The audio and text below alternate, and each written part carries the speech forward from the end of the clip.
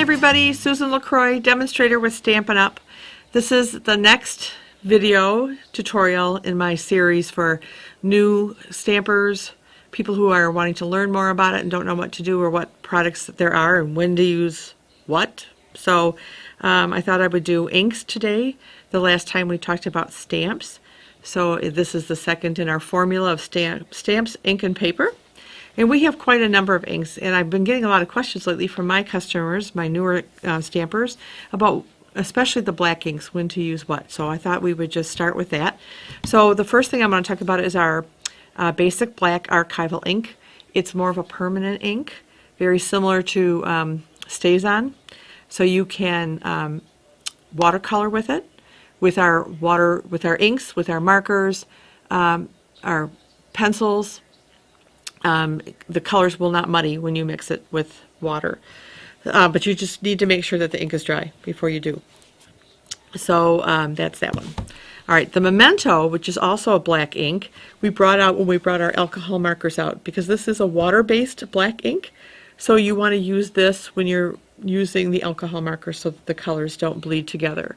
You can also use it for if you're just doing some basic stamping, your gradings and such. You can also just use it for that too. And I did find that the Memento ink does not stain our photopolymer stamps. So if you're trying to keep your photopolymer stamps nice and clean, you can always stamp with that. Unless, of course, you're going to use the blends. Then, sorry. Okay, so then we have our classic inks. So this is all of our colors. It's a firm foam. It's a kind of a newer pad in the ink pad, which really covers the ink on the stamps very nicely. To open our ink pads, there's these three little dots. I don't know if you can see it on camera, but because our ink pads store ink side down, so that means you'll always have a freshly inked surface. You just kind of push on those three dots, and then you can just kind of flip it over, and then you'll have it, and you can see the sheen of the firm foam pad. If you want to watercolor using our ink, you can either put some of the ink refill in the reservoir, or you could just squeeze the pad together, open it, and then you'll get some nice Melon Mambo ink that you can dip your aqua painter in, or your blender pen, whatever you're using to watercolor with. So that is that one. So now we have a couple specialty inks that I want to talk to you about, and this one is our Whisper White Craft Ink. This is fun if you want to stamp an image in white. You can heat emboss with it, you can just stamp with it. Again, it's on a foam, not a firm foam, but a foam base. The only tip I have with this is that if you haven't used it in a while, make sure that you refill it with the white craft ink before you use it, or your image won't stamp real well. And then the next one is called VersaMark. It's a watermark stamp pad, so you can use it to just stamp your image and create a watermark look on the back, or it's thick enough you can also heat emboss with this. So you have a couple different options for heat embossing. And again, it's got a foam pad, and all of our inks, every single one of them, have refills available. So you don't have to just throw out the pad and toss it out when you're done with it. So I'm going to show you real quick about that, as a matter of fact. So I'm going to refill my Memento. And so this is a different shape bottle than our other refills, but so you just simply want to squirt some ink on your pad, and then what I do after I get ink all over my hand, let me wipe that off, is I usually take a plastic fork, spoon, whatever, and I just kind of push it in. This soaked into the ink pad pretty well. But then you can kind of make sure you get ink everywhere. And then, of course, the Memento inks and the VersaMark, these should store upside down, because they don't store that way naturally. So, all right. So we're going to use these two things right now to show you some differences of how they stamp. So we're going to start with our Memento ink, because I am going to color this in with blends. This is the You've Got This stamp set. Some of the larger images, I like to put my stamp upside down. And the way to tell if you have enough ink on here is if you I call it the shine test. So I kind of tilt it a little bit in the light and make sure that I can see wet, shiny over the entire image. And then I'm just going to stamp this on my paper, and I like to let it sit for a couple seconds just to let the ink kind of wick into the paper and give me a nice crisp image. So there it is. All right, and normally I would just use the Memento ink to stamp my my greeting, but I just wanted to show you about stamping with the basic black Archival. So I'm going to just stamp our greeting, which is "I'm here for you." Again, I'm going to do the shine test, and I'm just going to stamp this. "I'm here for you." And we'll kind of show you that one later. And I'm going to put this aside for now. And I'm just going to grab, I'm not going to color this whole image for you. I'm just going to do part of it just to kind of show you. You want to make sure that your image is dry. It dries pretty quickly, but you don't want to be coloring in on some wet. So I'm just going to do this little bit. I do have a tutorial out there on Stampin' Blends, so if you're wanting to get more information, then you could go watch that little tutorial. So I'm just going to add a little bit of shading. And then I'm going to come back in with my lighter and burnish this little area. So it just adds a little bit of shading and color. So I'm going to show you my finished project right now, which is this one. So I did Old Olive and Calypso Coral and used that same cardstock. Put a little banner, a little ribbon on my tag and popped it up with some dimensionals.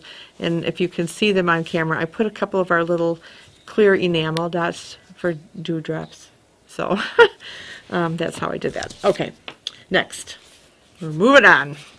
I've got 3 pieces of my Melon Mambo cardstock, and we're going to use our craft ink. I'm not going to use that, and our VersaMark.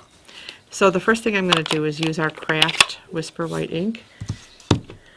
Grab my heart stamp and really, again, ink this up well. I want a lot of ink on here.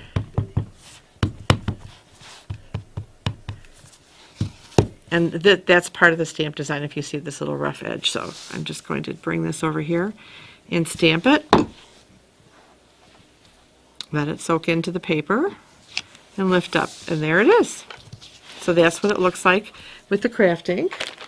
So I'm going to clean my stamp real quick here and use VersaMark for the rest. Okay. Put this up, bring this one down. Open up my VersaMark.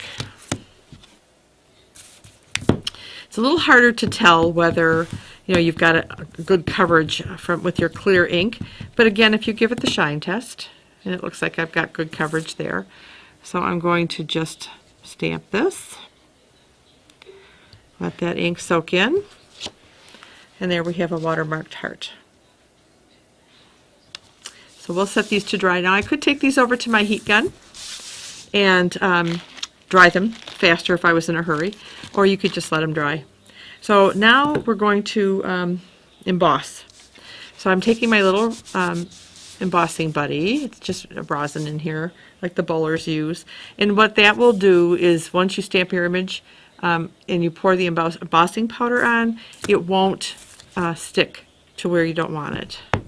Because sometimes the oil's in your fingers. If you don't, if you've got a little oil on your finger and it gets on there, the embossing powder will stick. The embossing powder will stick to where you touched it. So all right. So once again, I'm going to stamp with VersaMark my heart, and then I'm going to take and I use coffee filters from the dollar store. They're handy. And I'm just going to dump a bunch of embossing powder on there.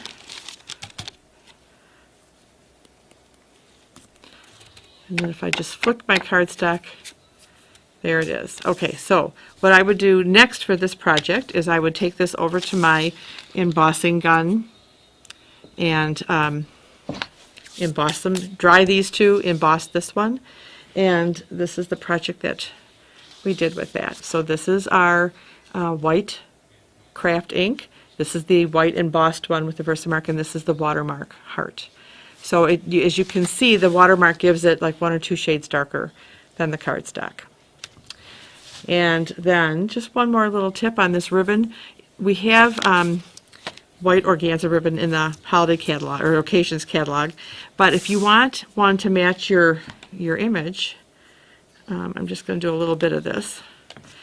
You can take a marker. So like I said, all of our colors have markers to go with them, and I'm going to use the brush tip, and I'm just going to paint it basically. So I'll just do a little bit here to give you the idea. And then you want to flip it over and do the other side.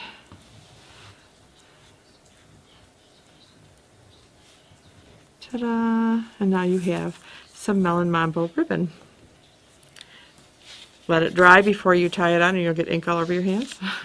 So once again, I'm going to just show you the projects that we did today.